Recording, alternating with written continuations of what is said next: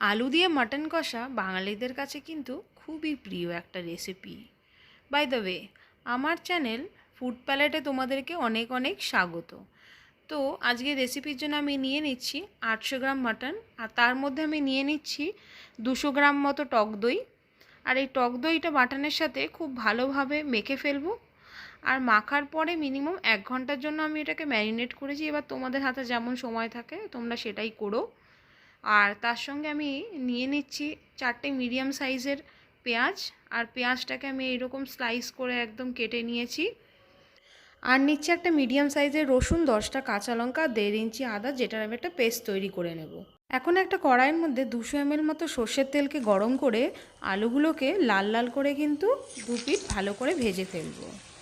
এখন আলুগুলোকে ভাজার পর একটা বাটির মধ্যে নিয়ে নিচ্ছি 1/2 টিস্পুন হলুদের গুঁড়ো, আর নিয়ে নিচ্ছি 1/2 টিস্পুন জিরের গুঁড়ো, নিয়ে নিচ্ছি 1/2 টিস্পুন ধনিয়া গুঁড়ো, আর নিচ্ছি 1/2 টিস্পুন কাশ্মীরি লঙ্কার গুঁড়ো। আর এই সমস্ত মশলাগুলোর মধ্যে আমি কিছুটা জল মিশিয়ে একটা পেস্ট তৈরি করে রেখে দেবো। এখন নিয়ে নেব গোটা কয়েক তেজপাতা, শুকনো লঙ্কা, দারচিনি, লবঙ্গ আর এলাচ। আর এই সমস্ত মশলাগুলোকে তেলের মধ্যে ফোড়ন দিয়ে কেটে রাখা পেঁয়াজগুলোকে তেলের মধ্যে ছেড়ে ভালো করে পেঁয়াজগুলোকে ভাজবো। আর ততক্ষণ অবধি ভাজবো যতক্ষণ পেঁয়াজের কালারটা কিন্তু চেঞ্জ হয়ে একটু ব্রাউনিশ হয়ে যায়। এখন এরপরে তৈরি করে রাখা যে আদা, রসুন আর লঙ্কার যে পেস্টটা ছিল সেটা কিন্তু পেঁয়াজের মধ্যে এখন মিশিয়ে দেবো। আর মিশিয়ে দিয়ে ভালো করে আরও একবার কষিয়ে ফেলবো। এখন এই মুহূর্তে যে মশলাটা আগে তৈরি করে রেখেছিলাম আমি, সেই মশলাটাকে আবার এই পেঁয়াজ, রসুন, আদার পেস্টের সঙ্গে মিশিয়ে ভালো করে কষতে থাকবো। এর মধ্যে এখন দিয়ে দেবো একটা মিডিয়াম সাইজের টমেটো স্লাইস, আর টমেটো স্লাইসটা দিয়ে ভালো করে কষতে থাকবো আরও একবার। আর এই মুহূর্তে সে আগে থেকে ম্যারিনেট করা যে মাটনটা ছিল সেটাকে দিয়ে, আর এর মধ্যে কিছুটা স্বাদ মতো নুন অ্যাড করে দেবো। আর নুনটা অ্যাড করার পরে কষতে থাকবো যতক্ষণ না মাংস থেকে তেলটা কিন্তু বেরিয়ে যায়। এখন একটা প্রেশার কুকার নিয়ে নেব।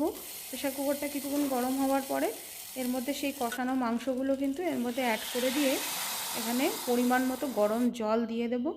আর আগে থেকে ভেজে রাখা যে আলুগুলো ছিল সেটা এই মুহূর্তে আমি দিয়ে দেবো। দিয়ে দিচ্ছি কয়েক পিস কাঁচা লঙ্কা, এটা অপশনাল।